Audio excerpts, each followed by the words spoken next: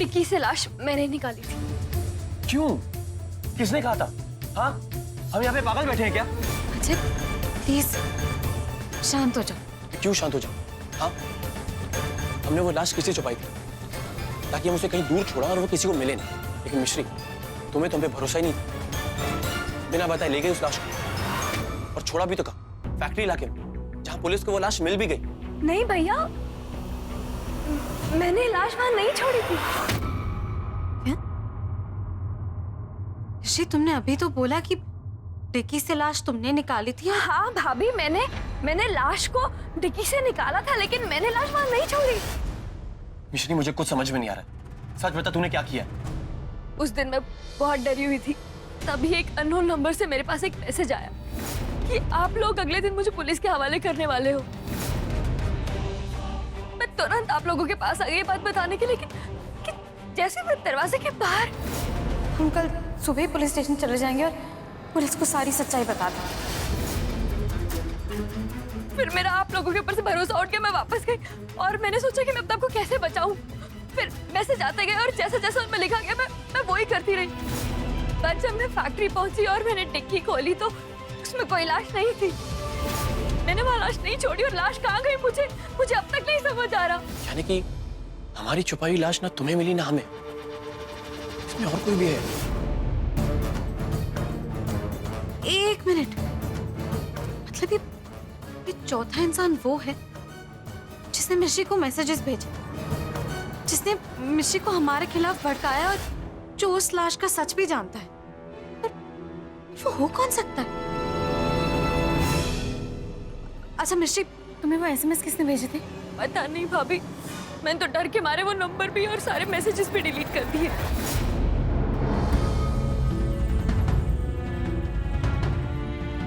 मुझे माफ कर दो भाभी। अपने नए ससुराल में बड़े आराम से रह रही हो ना तुम?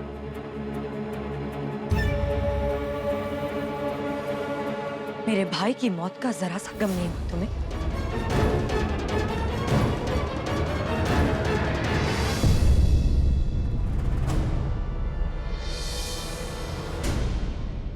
कौन है ये? कोई लड़की है। एक मिनट, ये क्या बकवास कर रही हो तुम?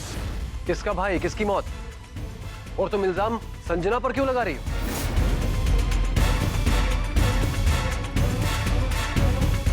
इसे देखकर तो मैं सब कुछ भूल ही गई। मेरा नाम शाइना है। नमस्ते। नाम तो हमें पता चल गया है, तुम हो कौन शाइना? मैं कौन हूं वो मैं आपको बाद में बताऊंगी, लेकिन इससे पहले एक सच सुन लीजिए। ये जो आपकी संस्कारी बहू है ना, ये जो दिखती है वो है नहीं, ये एक खूनी है। इसने मेरे भाई का खून किया है।